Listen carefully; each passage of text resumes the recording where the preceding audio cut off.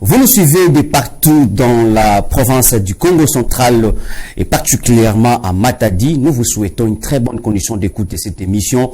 Réflexion de rédaction, un cadre de concertation de journalistes de la République démocratique du Congo en général, mais du Congo central en particulier. Sans plus tarder, je m'en vais vous présenter les invités de ce jour. À ma gauche, j'ai Rigen Ntiese. Il est directeur général du média en ligne Congo Média. Salutations spéciales et bienvenue. Salut cher Pacifique, c'est toujours un réel plaisir d'être sur ces plateaux. Vraiment, ça fait un bon moment. Voilà, nous sommes là. À chaque fois que l'actualité l'exige, nous sommes présents. Bien. Vous m'avez honoré. Merci. À ma droite, j'ai El Kamafuala. Il représente la rédaction de l'ACP. Salutations à vous et bienvenue. Merci beaucoup. Bonjour à vous, Pacifique. Merci. Et bonjour à tous les téléspectateurs qui nous suivent en ces nets moments. C'est un plaisir pour moi de me retrouver toujours dans ces plateaux. Bien. Et du côté derrière la baie vitrée, nous avons Clovis Solo, Hervé Mena, Falanka Grasse, Goslo Mabeno. C'est l'équipe technique qui vous réalise cette émission Réflexion de rédaction. De quoi donc il va donc s'agir au cours de cette émission? La première thématique, nous allons parler de, comme vous le savez, que les députés sont en vacances parlementaires, que ce soit les députés nationaux et les députés provinciaux. Mais écoute sur la restitution, comme vous le savez, que c'est une obligation. Et maintenant là, c'est bientôt la rentrée parlementaire. C'est le 15 pour l'Assemblée nationale et le 30 pour les assemblées provinciale sur toute l'étendue du territoire national. Donc là, c'est la première thématique. La deuxième thématique, nous allons parler du controverse autour de l'annexion de l'agglomération des Sindi à Boma.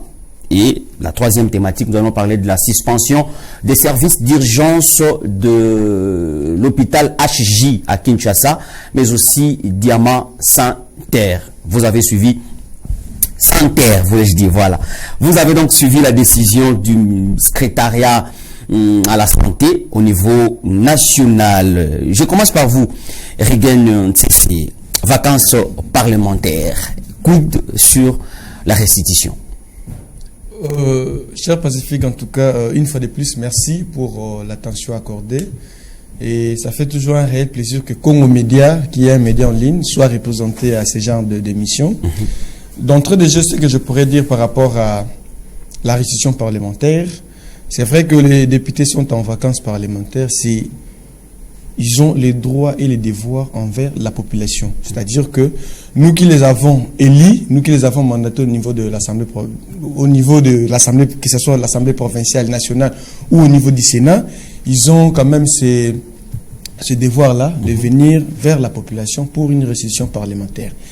Mais les constats est plus qu'amer de constater que les députés que nous avons élus, pour certains, pour les uns, ils sont peut-être dans autre chose, ils profitent de ces vacances parlementaires, peut-être pour aller à l'étranger, mais pour un petit nombre, ils font quand même la restitution parlementaire. Mais moi, ce que je déplore, c'est la forme de restitution parlementaire qu'on a actuellement au niveau de la province du Congo central. On va en parler. Et la première question, c'était juste la première vue. Comment est-ce que quel constat avez-vous fait par rapport à la restitution parlementaire? Donc, vous affirmez que il y a eu restitution parlementaire pour les uns. Bien. Pour les autres, il n'y a pas eu restitution parlementaire. Bien.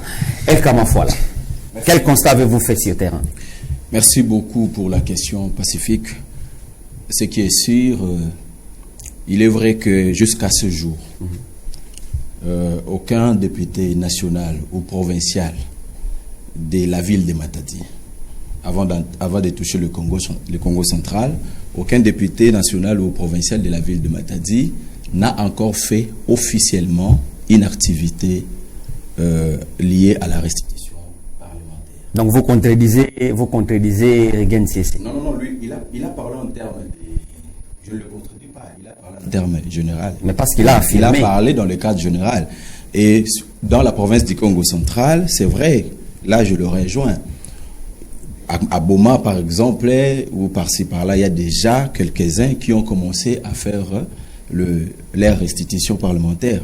Mais dans la ville de Matadi, jusque-là, il n'y a encore personne qui a répondu à ces devoirs-là. Que ce soit du côté national, que ce soit du côté provincial. Que ce soit du côté national, encore moins provincial. C'est vrai que nous avons vu peut-être... bon, on parle ici de la restitution parlementaire et non de la distribution des histoires. Ok? On parle de la restitution parlementaire. C'est ça aussi la forme. Oui, on parle de la restitution parlementaire. Donc jusque-là, on n'a pas encore vu un député provincial ou national venir faire la restitution parlementaire ici, dans la ville portuaire de Matadi. Mais j'aimerais soulever quelque chose de très important. Il ne faudrait pas oublier que la province en fait, la vacance parlementaire de nos députés provinciaux coïncide avec l'annonce, une grande annonce, sinon l'arrivée imminente du chef de l'État. Alors, moi, je ne voudrais pas ici qu'on aille vite en besogne, condamner, dire que non, voilà, non. Le chef de l'État, je prends l'exemple de la province, de nos députés provinciaux. Je vois le président de l'Assemblée provinciale le 28 juin 2025, lors de la clôture de la session de mars 2025. Et il annonce l'arrivée, il communique l'annonce de l'arrivée du chef de l'État. Et il demande à toutes les institutions provinciales de faire quoi? De s'impliquer davantage pour que l'accueil soit vraiment au rendez-vous. Pour qu'on réserve un accueil chaleureux au chef de l'État. Vous comprenez? Donc, nos députés provinciaux sont allés en vacances parlementaires déjà avec cet esprit de l'arrivée du chef de l'État. Donc vous les dédouanez déjà? Oui. Wow. Déjà avec cet esprit de l'arrivée du chef de l'État. Vous comprenez? Et Pacifique, lorsque le chef de l'État arrive dans votre entité, toutes les énergies sont dirigées sur la mobilisation. Ça c'est politique, El Kamafwala. Non, mais c'est politique. Je ne voudrais pas ici qu'on désespère la population qui a fait confiance à ces députés provinciaux. Vous comprenez? Nous sommes des journalistes, nous devons réfléchir en termes des intellectuels. Bien.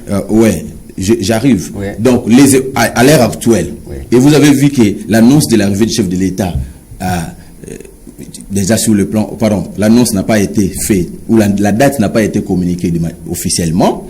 Il y a eu des dates, certains disaient le mois de juillet, d'autres disaient le mois d'août.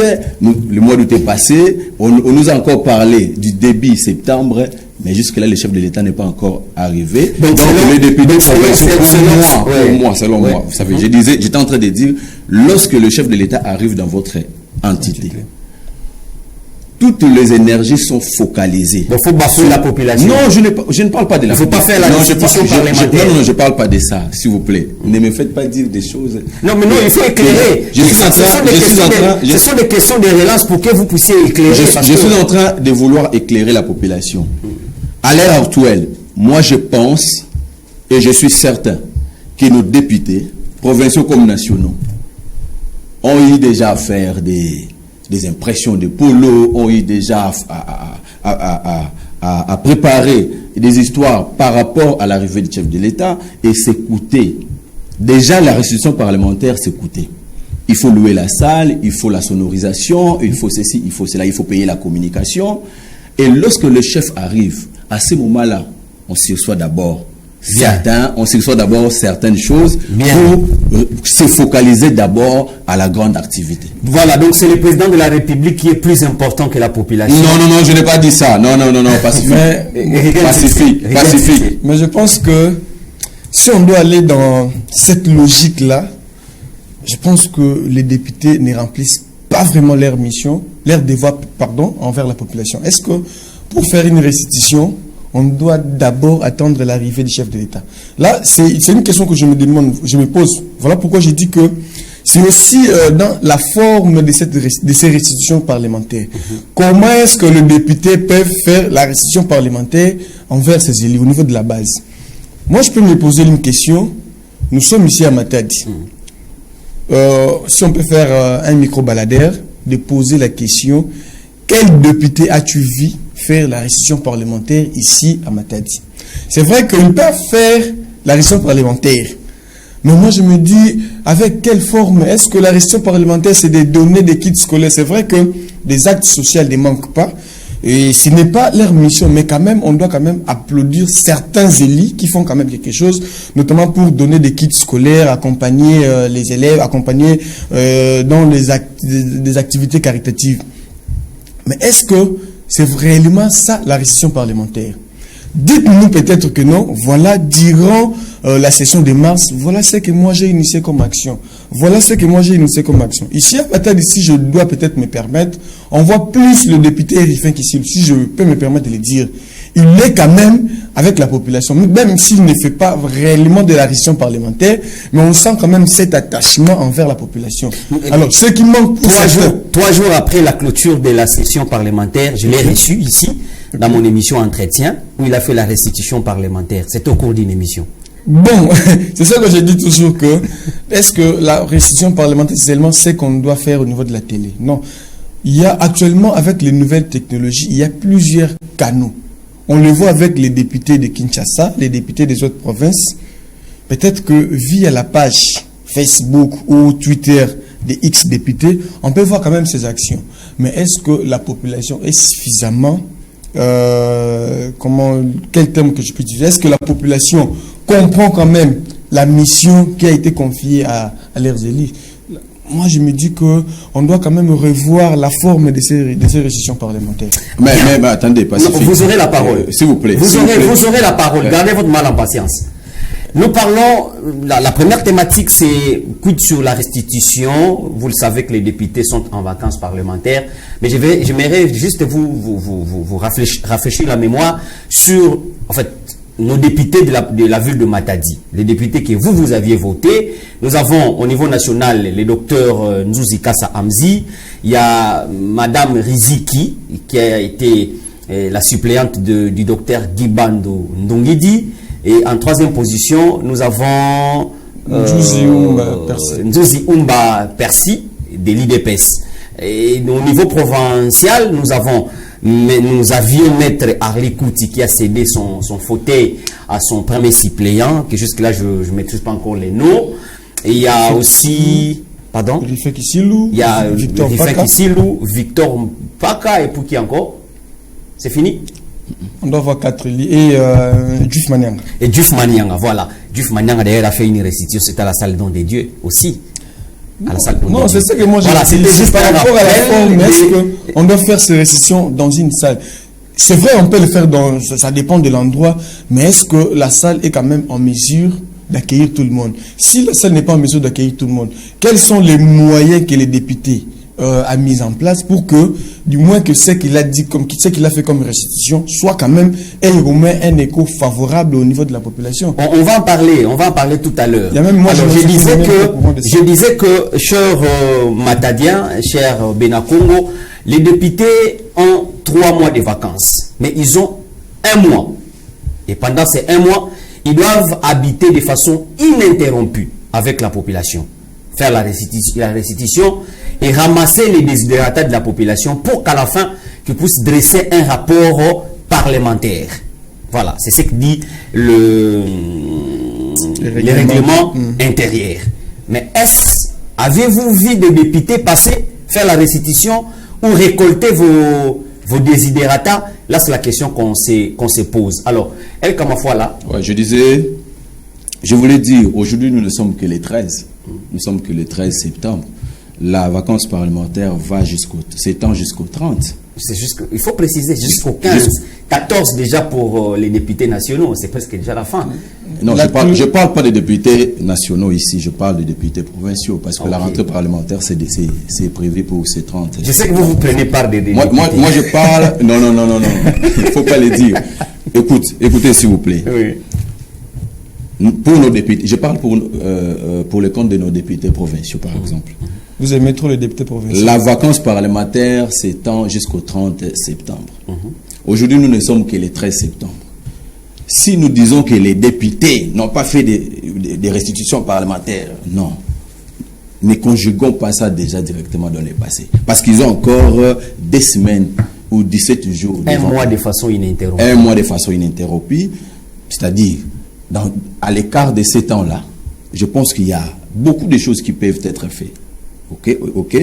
Il y a beaucoup de choses qui seront faites et je suis convaincu que nos députés provinciaux finiront par faire quelque chose. Et les députés je sais que parmi eux, il y en a déjà quelques-uns qui ont commencé déjà des préparatifs. Et les députés nationaux? Et pour les députés provinciaux, j'ai déjà vu c'est des beaux mains. C'est des beaux mafia. Ne veut pas qu'ils ne sont pas les députés nationaux. Les députés nationaux, j'ai déjà vu quelques figures aujourd'hui, même à l'heure où nous sommes en train de parler ici à la télévision. À Boma, il y a un député national qui est en train de faire sa restitution parlementaire. Si vous me parlez des députés nationaux de Matadi, alors là, à ce moment-là, c'est vrai que jusqu'à présent, on n'a pas encore vu un député national de la circonscription de Matadi venir faire la restitution parlementaire, mais je reste convaincu qu'ils viendront, ils vont le faire. J'ai évoqué ici le cas de l'arrivée du chef de l'État et je suis convaincu que dans les 2 semaines qui restent, ils viendront faire la restitution. Pour une chose, alors, ça c'est déjà pour demain.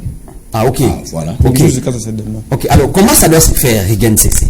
Comment les députés doivent procéder pour faire la restitution? Pendant ces 1 mois qu'ils doivent rester au niveau de leur base, 1 mois de façon ininterrompue, quelles sont les activités exactement qu'ils doivent mener pour se répondre à cette exigence, je peux dire, qui n'est pas constitutionnelle, mais constitutionnelle parce qu'il s'agit du règlement intérieur? Bon, de façon claire et nette, la restitution parlementaire, c'est-à-dire qu'il y a eu des actions parlementaires ou des activités parlementaires qui ont été menées durant la session. Alors, au niveau de la restitution, les députés doivent venir au niveau de la base, expliquer réellement ce que lui, il a fait au niveau de l'Assemblée nationale ou au niveau de l'Assemblée provinciale.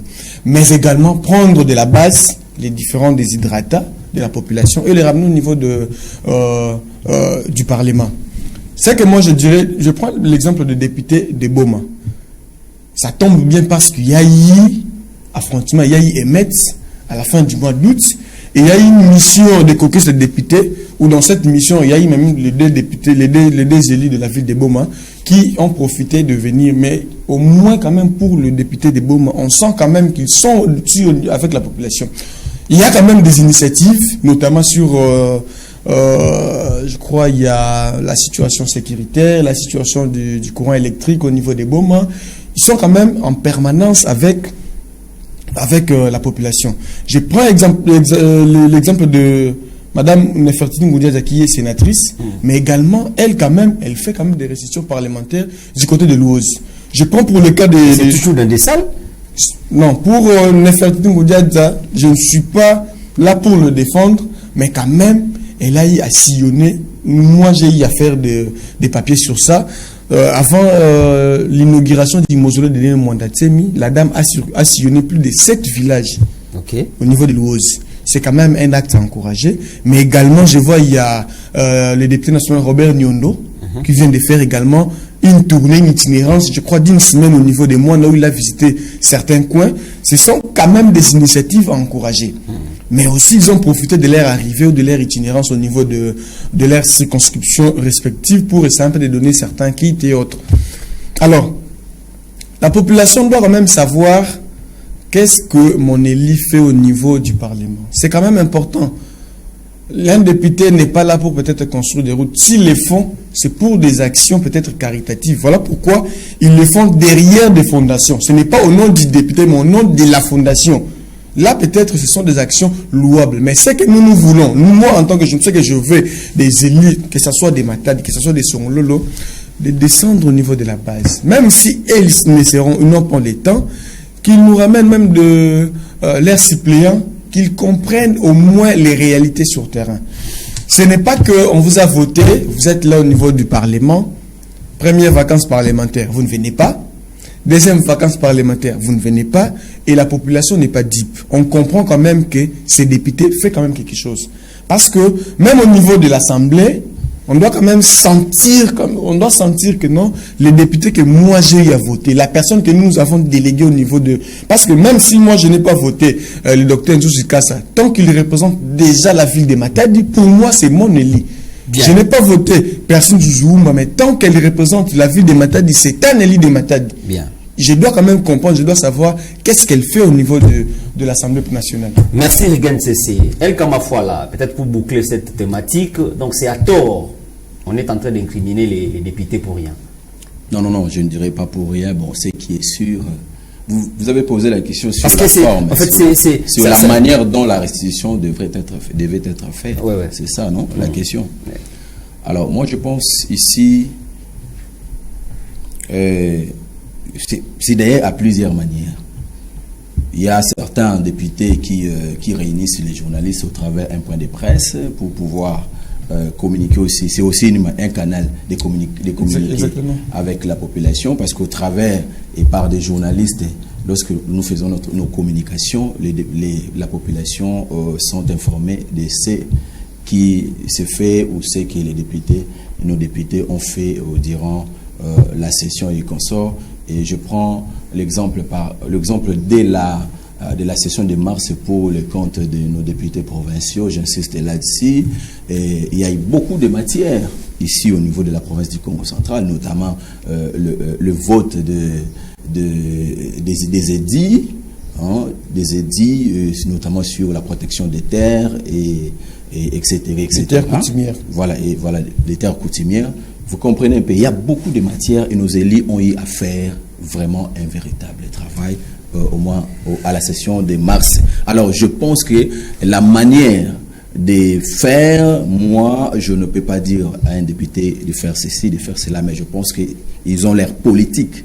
Ils ont leur stratégie, et je reste seulement convaincu qu'il y a de bonnes choses qui vont être faites. C'est bon, ça c'est une question ouverte. Et qu'en est-il des contraintes budgétaires? Parce que selon d'autres députés, ils disent qu'ils ne perçoivent pas les frais, parce que la restitution parlementaire, il faut avoir des moyens, et ils sont parfois à quête des moyens, ils n'ont pas d'argent pour faire des descentes sur terrain. La plupart des députés que nous avons ici dans la ville de Matadi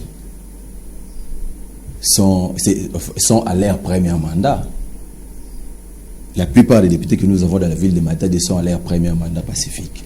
Et quand quelqu'un... Les trois d'ailleurs, les députés provinciaux, les trois. Les trois sont à leur au niveau national également, les trois sont au niveau provincial, il y a trois. Vous comprenez. Et quand vous êtes dans votre premier mandat, en tout cas, vous les moyens, si vous me dites que vous avez des moyens, en tout cas, c'est difficile pour moi de vous croire. Et donc, c'est un travail, lorsque nos députés font ce genre de choses, en tout cas, c'est un travail qui demande aussi des sacrifices. Merci. Ça demande vraiment des sacrifices. Bien, en tout cas, on va passer. Si je dois répondre à cette question ou préoccupation, on a vu quand même, il y a au niveau de l'Assemblée provinciale, la démarche du COPAP, qui a même tenu... la COPAP, c'est la conférence des présidents des assemblées provinciales du Congo. Voilà. Des assemblées provinciales du Congo. Il y a une démarche qui est en train d'être faite au niveau de Kinshasa, où ils réclament les manques des frais de fonctionnement, les différents frais, patati patata et autres. Mais je pense qu'il y a également l'anguille sous roche, parce que il y a certaines vérités que même nous, journalistes, n'avons pas. On ne sait pas, est-ce que réellement les frais de fonctionnement... Il y a eu tout récemment un débat sur la rétrocession. On ne sait pas exactement qui dit la vérité, qui dit vrai. C'est aussi ça. On peut se dire que non, ils ne reçoivent pas peut-être les différents frais de fonctionnement et autres, mais vraiment, c'est la réalité. C'est la question que moi, je me pose. Parce que tout est devenu maintenant sous coulisses, on ne sait pas exactement... Merci, Regan Tsessi. Alors, si on peut prendre la deuxième thématique, controverse autour de l'annexion de l'agglomération des Sindi à Boma. En tout cas, ça, c'est une actualité, ou sinon c'est un fait qui crée des divisions au sein de la communauté dans cette partie du Congo central. Et comment avez-vous trouvé cette façon de faire, selon plusieurs personnes qui incriminent la députée nationale, c'est qui encore Marie-Josée Nyong'o-Swami. Il y a des mouvements qui s'élèvent. Il y a El Kamafwala, je commence par vous. Bon, ce qui est ici, ce que je trouve un peu flou dans cette affaire, c'est lorsque nous les regardons dans un cadre ou avec un regard politique. Ok. Mais sur le plan administratif, la loi a déjà encadré cela. Pour qu'il y ait rattachement d'une entité territoriale à un autre ou à une autre, je pense que la loi a déjà beaucoup, surtout lorsqu'on voit la loi la loi organique sur la décentralisation. Dans son article 1er, cette loi fixe déjà des modalités conformément à l'article 196 de la Constitution, qui explique même ce que cela doit être fait. Vous comprenez? Alors, ce que je trouve bizarre, parce qu'à un moment donné, ce même dossier, il y a la population, il y a la population qui a donné son avis lorsque nos autorités sont allées là-bas. La population a donné l'avis en disant que non, nous sommes prêts à appartenir à la ville de Boma, tout ça là, tout, selon les besoins que nous avons, voilà, tout. Mais à un moment donné, on voit paraître d'autres autorités locales également qui ont commencé à parler, à faire des débats là-dessus. Et du coup, ça a encore influencé une catégorie de la population. Et c'est ce que je trouve un peu bizarre. Mais moi, je pense qu'ici, il faut laisser l'administration faire son travail. Qu'est-ce qui doit être fait? C'est la question que nous devons nous poser. Parce que ce dossier a fait couler beaucoup d'encre et de salive. Ce dossier a ôté la vie de plusieurs personnes. Ce dossier a causé des mauvaises choses dans les chefs de ces deux entités. Vous comprenez? Il y a même les comment on appelle ça déjà? Le SOUCIAT, les bureaux de la police les bureaux de la police qui ont été vandalisés, incendiés. C'était pas ça la cause. C'était pas ça la cause. Mais tout est parti de là. Tout est parti de là. Vous voyez. Donc ça cause vraiment beaucoup de tort à la province du Congo. Donc c'est qu'on peut retenir, donc on ne peut pas regarder ça avec un œil politique. On ne doit pas regarder ça avec un œil politique, on doit regarder ça avec un œil administratif. Bien. Regan Sese, quelle analyse faites-vous par rapport à cette situation? D'accord. La situation de Bomambungu me rappelle la situation de la cité Ntsele, entre Kisantu et Mbanzangungu. Vous savez, dans la délimitation, que ce soit pour un pays, que ce soit pour une région ou autre, lorsqu'il n'y a pas une frontière naturelle, je prends un exemple, la RDC, le Congo-Brazza, les deux pays sont séparés par le fleuve. Il y a une frontière naturelle qui est là. Mais lorsqu'il n'y a pas une frontière naturelle, il y a toujours ce genre de problème. Alors, si vous y allez au niveau de la ville de Boma, si vous ne connaissez pas l'administration ou la délimitation, vous croirez que Bomambungu se trouve au niveau de la ville de Boma. Mais c'est pareil avec Mpozo. C'est pareil avec Mpozo. Ça n'a jamais causé de problème ici. Il faut maintenant un débat. Il faut maintenant un débat vraiment, une étude minutieuse par rapport à cette situation. Parce que entendre la population de Bomambungu, pour eux, leur souci, c'est d'être géré administrativement par la ville de Boma. Nous, journalistes, nous sommes quand même appelés à bien expliciter les choses. C'est vrai que malgré nos couleurs politiques, on doit quand même donner la bonne information à la population pour essayer un peu de ne pas être cette goutte d'eau qui fait déborder les vases. La situation de Bomambungu, tout est parti. Il y a eu affrontement le 28 août à Boma. Tout est parti du secteur de Bomambungu qui est rattaché au territoire des Mwanda. Mais ça en est suivi au niveau de la ville de Boma. J'ai religieusement suivi l'intervention de la députée Marie-Josée Nyong'o-Swami. Qui a dit quoi? Elle a expliqué... Il faut éclairer la lanterne. Elle a expliqué parce que c'était, je crois, une réunion avec la société civile parce qu'il y a eu la commission, les caucus de députés, conduite par le président Pierre Tsumbu, qui était à ses côtés, accompagné des Fils Longo, je crois, Fils Longo, les deux élus de Boma, Fils Longo et Marie-Josée Nyongoswami. Il y a eu les députés de Matadi, Njusi Kassa Amzi, il y a eu Jonas Tchundu de Lukula, qui ont composé cette mission parlementaire. Et en discutant avec la population a exprimé son désir ou son besoin d'être géré administrativement par la ville de Boma. Et la motivation de la population était quoi? C'est par rapport à l'insécurité qui se vit au niveau de Boma Bungu. Parce que s'il y a insécurité au niveau de Boma Bungu, la police de la ville de Boma ne peut jamais intervenir directement au niveau de Boma Bungu. C'est un peu ça la réalité. C'est Monde qui doit donner les renforts pour sécuriser la population. Et ils disent qu'ils se sont abandonnés par rapport à cette situation. Donc, apparemment, il y a quelque chose qui a déjà commencé depuis longtemps. Et les affrontements du 28 veulent peut-être créer, comme je l'ai dit dans mon introduction, cette goutte d'eau qui fait déborder les vases. Alors, il y a aussi, comme l'a dit El Kamafoua, là, la politique qui va se mêler maintenant à cette situation. Mais nous, on doit maintenant voir qu'est-ce qu'il faut exactement par rapport à ça. Marie-Josée Nyongoswami, députée et ancienne maire connaissant la ville de Boma, a expliqué à la population. Moi, quand j'étais maire de la ville de Boma, j'ai mené des démarches au niveau du VPM de l'intérieur pour expliquer la situation.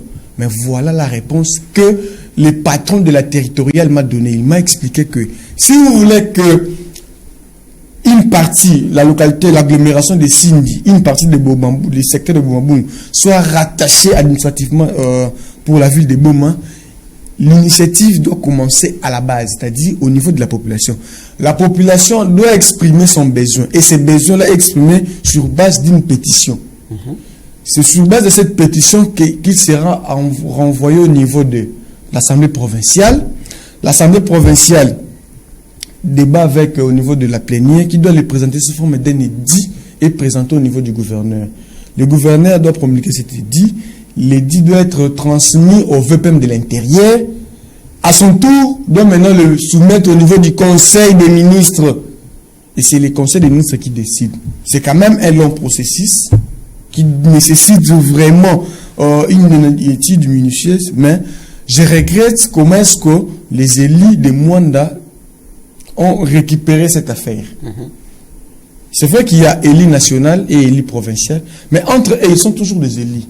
On ne peut pas voir une guerre froide entre les deux élits, entre Mwanda et Boma, alors que la sécurité de la population en pâtisse. On doit quand même faire une étude minutieuse de cette affaire, parce que quand la population se lamente, mais c'est pas là aussi il faut mettre le point sur les i et les traits sur les t. C'est pas toute la population et c'est pas il y a une partie selon l'autre source, parce que ce que vous dites c'est aussi il y a une partie de la population qui a dit que les députés nationaux veulent croire que c'est les désirs de la population, d'autant plus que il y a seulement une petite partie de la population qui a ému ses vœux. Exactement. Mais on veut généraliser. Non, voilà pourquoi il doit y avoir une pétition. Dans la pétition, si vous estimez que vous n'êtes pas en mesure, si vous voulez rester au niveau... C'est comme un référendum. Si vous voulez rester sous la gestion de Mwanda, ne signez pas la pétition. Bien. El Kamafoua là, avec tout ce qui se passe maintenant là, hier c'était avec, et comme vous avez dit que tout est parti de là, l'insécurité dans ces secteurs de Boma Bungu, et on a transporté les cadavres jusqu'à la mairie, et ça a créé une vive tension. Or, c'est des entités différentes. Nous avons un territoire, mais aussi une ville. Qu'est-ce qu'il faut exactement faire pour essayer un peu d'arrêter cette hémorragie, bien que déjà ici on nous propose la pétition, et là c'est peut-être c'est une solution lointaine, mais qu'est-ce qu'il faut faire? J'avais commencé mon introduction concernant ces dossiers avec une démarche juridique. Et je parlais, j'ai évoqué ici la loi organique qui fixe même la démarche et tout ça. Voilà. Alors, déjà, moi, c'est que, puisque Rigen a évoqué les guerres froides et consorts entre députés et consorts, je pense qu'à l'ère actuelle, et surtout que la province du Congo central est dans la fièvre de l'arrivée du chef de l'État, on ne doit pas... Mais c'est pas connu, El Kamafouala. Je sais. Vous rebondissez là sur l'arrivée du chef de l'État. On ne doit pas continuer. Il a une bonne information. On ne doit pas continuer ou on ne doit pas permettre ou faire des choses ou tenir des propos qui peuvent encore susciter des conflits au Congo central, des conflits fonciers. Nous en avons déjà beaucoup. Bien. Nous en avons déjà beaucoup. Je pense qu'ici, à l'ère actuelle, nous devons privilégier la paix. Que nos autorités provinciales, que nos députés provinciaux ou nationaux de la province du Congo central qui nous suivent, il est temps qu'on privilégie la paix. Bien. Si suivons la bonne démarche, comme a évoqué la députée nationale Marie-Josée, suivons la bonne démarche selon la loi, qu'on identifie le besoin de la population, que la population exprime son désir. Lorsque la population aura exprimé son désir, au niveau de l'Assemblée provinciale, il y aura un travail de surcroît qui sera réalisé, qui sera fait. Le rapport sera envoyé au gouverneur de la province. C'est déjà dit. Oui. C'est déjà dit, El Kamafouala. Ok. Bien. Rigan Cessé, vous aviez demandé la parole. Oui, j'allais insister sur quelque chose. Mais si les députés de Mwanda estiment que cette partie doit rester à Mwanda, ils doivent tout faire pour répondre aux besoins de la population. S'ils estiment que... Est-ce que ce sont les députés qui doivent répondre aux besoins de la population? C'est l'exécutif? Non, parce que... Non, ils doivent, c'est-à-dire, répondre dans le sens que ils doivent tout faire parce que ils ont été mandatés pour faire les lobbies, pour mettre la pression au niveau de l'exécutif. C'est leur rôle, c'est leur travail. Parce que généralement, c'est eux qui prennent la parole pour dire que non, aucun centimètre de Mwanda ne sera cédé à Boma. Oui, là on est d'accord. Mais qu'est-ce que Mwanda fait pour Boma Bongo? Parce que Boma Bongo se sent totalement abandonné selon les besoins de la population. Alors quels sont les désavantages des députés s'ils tiennent à ce qu'ils... Non, c'est par rapport au siège. Parce qu'on sait que si cette partie de Boma Bongo quittait Mwanda pour Boma avec la population de Boma Bongo, Boma risquerait d'augmenter son siège, les sièges soit au niveau national ou provincial. Par conséquent, Mwanda va perdre. Donc là, c'est sur l'angle politique, comme l'a dit Elka. Mais ces questions ou ces problèmes, on doit essayer un peu de voir ça sous un autre angle, c'est-à-dire même au niveau de l'Assemblée provinciale, lors de la rentrée parlementaire. C'est vrai que la session sera budgétaire, on doit quand même penser à ça. Bien. Parce que même la question de citer une télé, c'est aussi au niveau, vous sentez qu'il y a le banditisme au niveau de citer une télé, mais l'intervention doit provenir des Banzangungu. Généralement, si qui sentent renvoyer un renfort, nous on les fait par pitié. Non, c'est-à-dire que la population a quand même droit à la sécurité. Merci. Voilà, prenons la troisième thématique. Il s'agit donc de la suspension de services d'urgence de l'hôpital HJ délimité à Kinshasa et Diamant Saint-Terre. El Kamafouala. Pourquoi? La décision du ministre ou sinon du secrétariat à la santé, comment avez-vous trouvé cette décision? La grande question ici, c'est de savoir pourquoi. Pourquoi on a suspendu ces activités? Il y a eu quelque chose qui est fait. Ok? La décision du ministère de la Santé ou la décision de suspendre les activités de ces hôpitaux, en tout cas, moi, je suis en train de saluer cela. Je salue cette décision parce que, au vu des gravités des reprochés à cet hôpital. Papa, nous savons aujourd'hui le gouvernement congolais a initié un programme de la couverture santé universelle.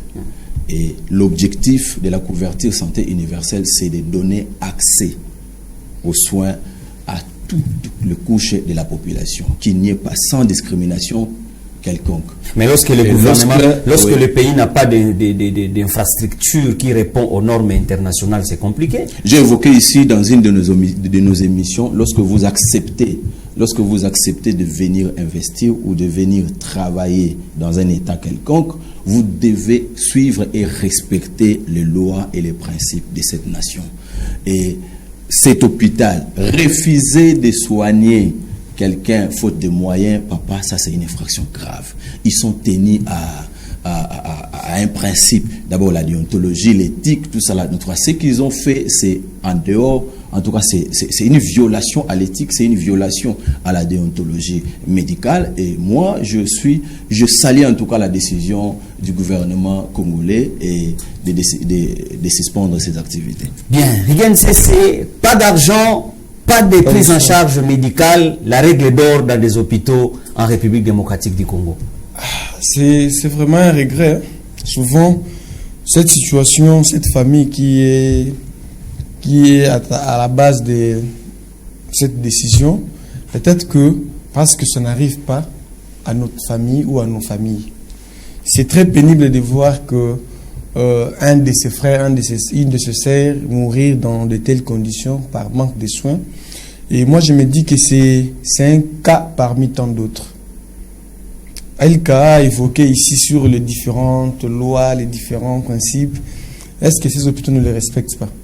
Ils fonctionnent, ils le respectent, mais est-ce que l'État congolais prend quand même les soins de suivre cette situation?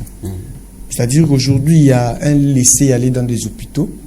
Je mets d'abord de côté même l'hôpital au niveau de Kinshasa, même au niveau de Matadi, il y a des privés.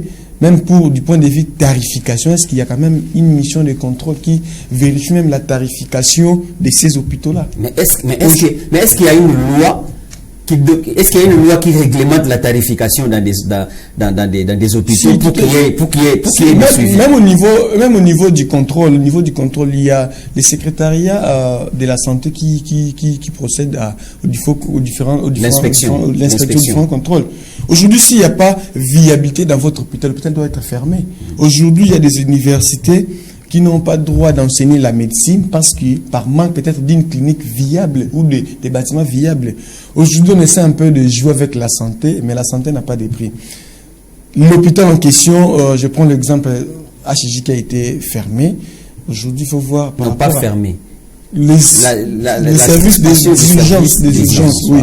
Mais aujourd'hui, dans des hôpitaux, même pour avoir les soins, c'est vrai qu'ils donnent quand même des soins adéquats par rapport au suivi, mais par rapport à la tarification, moi je pense que l'État... Une caution de $3 000. Je pense que l'État vraiment doit mener une enquête pour vérifier exactement si les services proposés ou les services rendus équivalent exactement à la tarification demandée. Aujourd'hui, il y a une personne qui est décédée parce que peut-être il y a des réseaux sociaux, il y a dénoncé cela par les réseaux sociaux. Est-ce qu'il y a certains cas, peut-être certaines personnes qui n'ont pas cette possibilité-là de faire des cris de détresse?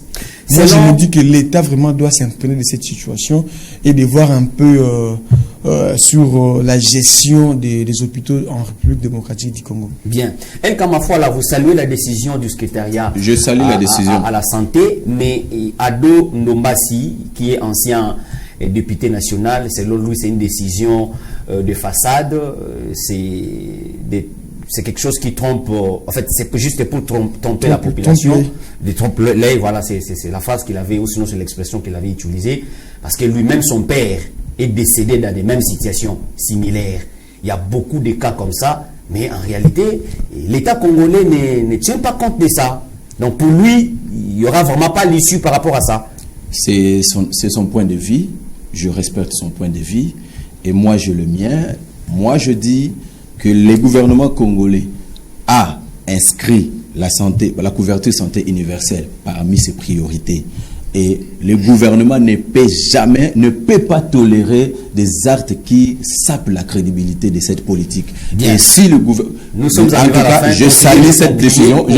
Je salue cette décision parce que lorsque un hôpital, Monsieur Pacifique, lorsque vous recevez un patient, commencez d'abord par administrer les soins, comme a dit mon confrère, que la santé n'a pas de prix. Commencez par administrer les soins, le reste, tout ce qui concerne l'argent. Il y a des ustensiles qu'il faut acheter. Il y a des produits qu'il faut acheter. Toi, tu n'as pas l'argent, comment on peut... Mais votre conclusion? la conclusion est que je salue la décision du ministère de la Santé en suspendant les activités de cet hôpital HJ et Santerre, Diamant Santerre, parce qu'on ne peut pas tolérer ce genre des choses ici dans notre pays. Merci. Et Rigan Tsetse, votre conclusion pour l'émission de ce jour? Suspendre, c'est bien, mais faire les suivis de cette suspension est mieux. Ok. Parce que on peut suspendre dès 3 jours, 4 jours, on répond encore le service d'hygiène. Ces hôpitaux doivent quand même répondre à certains critères que l'État, je pense que l'État a mis une commission d'enquête pour essayer un peu de décider sur ces cas. Donc je pense que l'État doit prendre ses responsabilités, même au niveau provincial. On a vu d'ailleurs, il y a les agents de l'hôpital provincial de Kinkanda qui ont manifesté dernièrement.